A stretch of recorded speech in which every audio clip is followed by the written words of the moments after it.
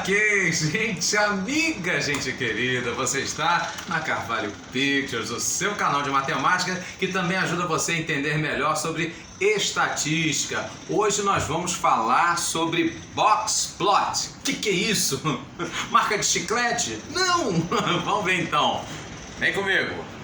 Muito bem, o box plot é uma técnica estatística simples, extremamente simples de você representar graficamente alguns aspectos especiais da distribuição de dados. Por exemplo, quando você vai descrever uma pessoa, né? Você diz que ela é baixa, gorda, careca, alta, enfim. Você fala ali alguns pormenores aí da pessoa e, claro, se você tiver uma fotografia dessa pessoa, melhor ainda para poder descrevê-la, não é verdade?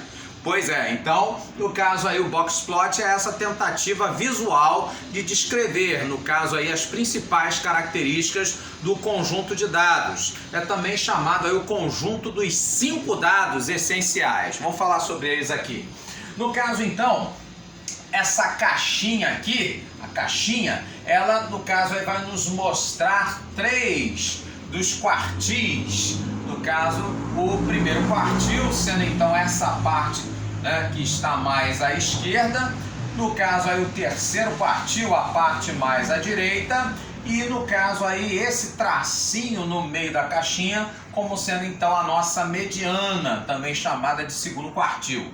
No caso então, esses extremos aqui, chamados, né, de bigodes ou whiskers, no caso então vão nos mostrar os chamados limite inferior e limite superior aí do nosso conjunto de dados. Pô, muito bem.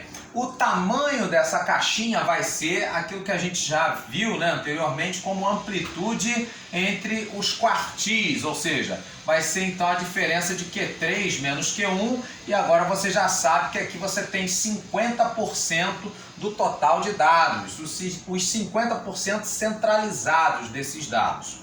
A gente tem então, né, no conjunto de dados, essas duas fronteiras aí, né, que seriam aí os limites inferior, que eu vou pegar então, no caso aqui, o meu Q1 e menos 1,5 vezes essa amplitude entre os quartis, e no caso o limite superior, que eu vou pegar então o meu terceiro quartil Q3 e vou somar ele 1,5 vezes a amplitude entre os quartis. Bom, por que isso? Porque 1,5 vezes o valor da amplitude interquartil para, no caso, aí, formar esses limites.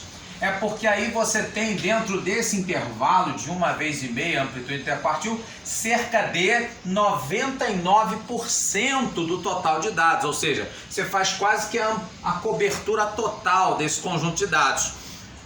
Quase todos eles, quase 100%. E aí então, se tiver algum dado fora desse conjunto aí dos 99% dos dados, geralmente esses dados, né, que ficam do lado de fora, eles são chamados de outliers, ou seja, são dados que são discrepantes, né, que são atípicos, né, que no caso então não está fora desses limites aqui, e aí então pode ser que sim, que esses dados realmente, né, sejam verídicos, mas muitas das vezes esses dados, né, eles podem ser um erro, por exemplo, de digitação. Na hora de lançar lá os dados, lançou errado. E aí então quando vai representar graficamente, eles aparecem lá como pontos ou asteriscos, dependendo aí do software, né, que você venha utilizar para representá-los, ok? Vamos ver então como é que constrói isso? Vamos ver aqui um exemplozinho. No caso então eu tenho aqui um conjunto de dados. No caso aqui são 1, 2, 3, 4, 5, 6, 7, 8, 9, conjunto de 10 dados, né? 10 valores, então o nosso N aqui valendo 10. Pô, muito bem, se eu tenho então 10 valores, então você já sabe aí que a mediana vai ser então a média entre o quinto e o consecutivo, no caso o sexto valor. Então vamos pegar aqui 1, 2, 3, 4, 5, 6, então no caso aí a minha mediana, né? O meu Q2. No caso aí vai ser a média entre 30 e 34. No caso então, sem deixar para depois, valendo 32. Esse 32 então é que vai ser esse tracinho aqui, né, dentro da nossa caixinha, da nossa box plot. Aí o que acontece? Então você vai ter, no caso aqui, né, 5 dados antes, 5 dados depois. Então, desses 5 dados antes, no caso aí a gente vai ter um dado do meio, que é o 29. Esse então vai ser aqui, né, o nosso Q1. E no caso aqui você vai ter, né, 5 dados depois do Q2. No caso então, 5 dados, você vai ter então aqui o dado do meio valendo 35. Ele vai ser então aqui o nosso Q3. Ou seja, na hora então de montar aqui a minha box plot, aqui eu vou montar, no caso, na horizontal, mas nada impede de ser na vertical também, tá certo? Então eu vou pegar aqui o meu Q1, né, valendo 29, vai ser esse extremo aqui da caixinha. Vou pegar aqui, no caso, o 35, sendo aqui o meu Q3, esse outro extremo aqui da caixinha. E no caso, então, vai pegar aqui o 32, sem deixar para depois. Esse então aqui, né, vai ser aqui o meu Q2. Então você veja que no caso, né, o 32 ele está meio que equidistante, né, do 29 e do 35. Ou seja, ele está exatamente no meio. Isso quer dizer então que esse conjunto de dados aqui, ele, né, aparentemente ele é simétrico, ou seja, está dividido aí, né, igualmente. Esse então é o indicativo. Quando você tem então a mediana, no caso aqui no meio da nossa caixinha, ela então nos indica que esse conjunto de dados ele está, né, igualmente distribuído, ou seja, que esse gráfico vai ser simétrico. É aquilo que a gente vai ver mais tarde na chamada curva normal. Então você vai ter aí mais ou menos esse aspecto aqui, né, os dados aí normalmente distribuídos. Não vai ter a chamada simetria. E aí no caso então, para a gente ver aí os bigodes, né, os limites inferior e superior, como é que a gente faz?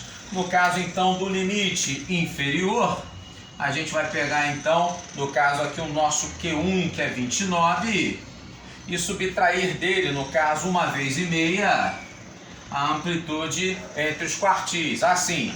E essa amplitude interquartis, quanto vai ser?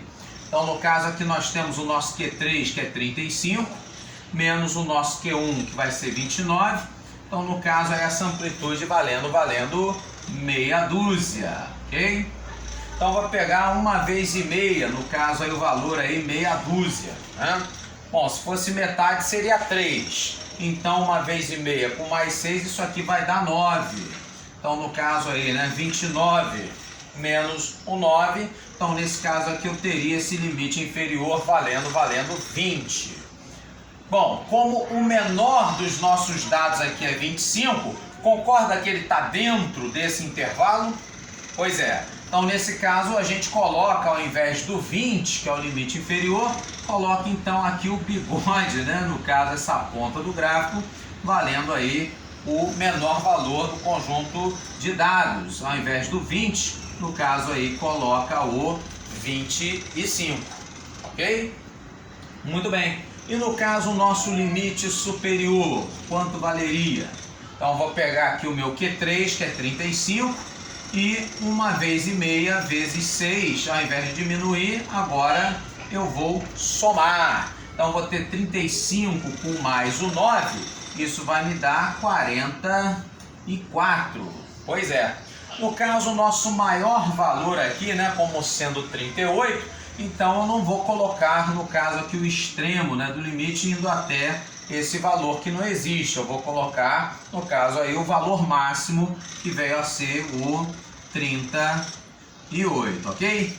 Bom, se eu tivesse, no caso, um valor maior do que o limite superior, ou um valor menor do que o inferior, esse então seria o outlier, seria um ponto fora da curva aqui, no caso. E aí, então, esse eu representaria aqui, né, com os pontinhos ou com asteriscos, dependendo aí do software a ser utilizado, ok? Deu para entender? Espero que sim. Vamos ver, então, no caso, a questão de prova anterior aí da banca CESP, né? Sempre abordando aí essas coisas em relação à estatística. Então, vamos lá. No caso, então, aqui ele nos mostra, né, a distribuição aí das alturas em centímetros dos estudantes que fazem parte aí de 3 turmas de uma escola. Você vê que aqui ele botou o box plot na vertical, pode também, tá? E aí, no caso, as linhas verticais se estendem, né, até os valores extremos aqui das distribuições. E aí então ele pede para a gente julgar os itens. Então vamos lá. Primeiro item, ele diz que a turma 3, ela tem a maior amplitude das alturas. Então vamos lá.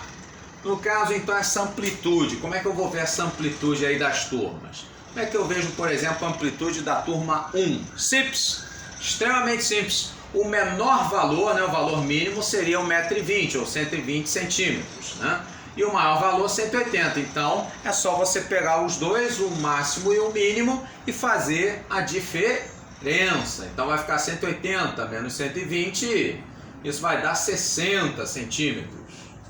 Beleza, e no caso da turma 2, sem deixar para depois, a amplitude dela então vai ser, no caso vai de 110 a 180, então 180 menos 110, uma amplitude aí de 70 centímetros. Justo?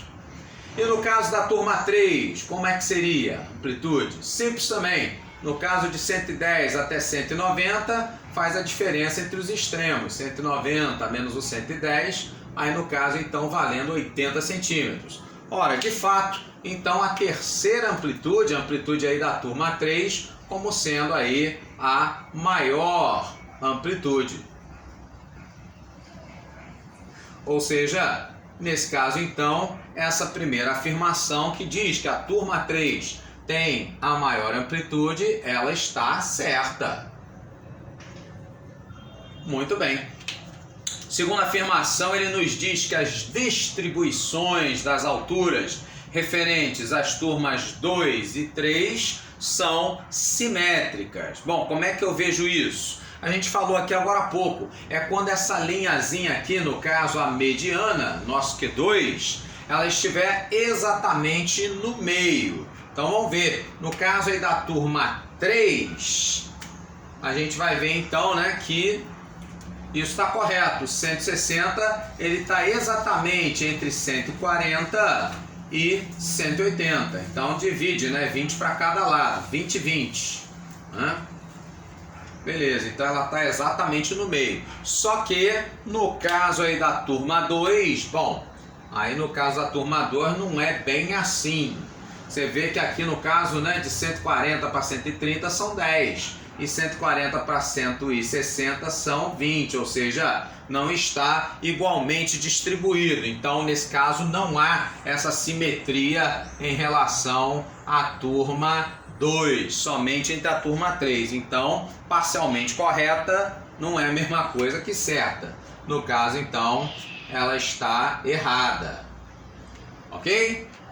Muito bem, terceira e última, ele diz que os estudantes da turma 1, então você vai ter, né, 75% possuem alturas iguais ou superiores, no caso a 160 centímetros, enquanto metade dos estudantes da turma 3 tem altura igual ou inferior a 160 centímetros. Então vamos ver o seguinte aqui, da turma 3, quando ele afirma que metade tem altura igual ou inferior a 160 centímetros, de fato, olha só, 160 centímetros é o nosso Q2. No caso, então, ele vem a ser, né, a metade.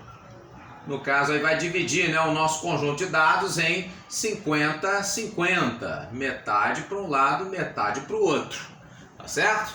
Então, nesse caso aí, na afirmação aqui, né, com relação à turma 3, sim, isso aqui estaria correto.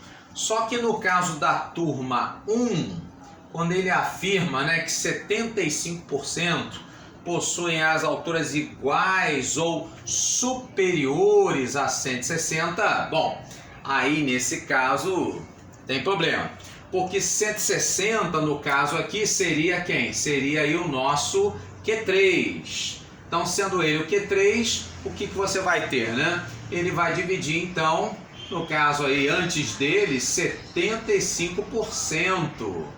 E depois dele, no caso aí, os 25% restantes.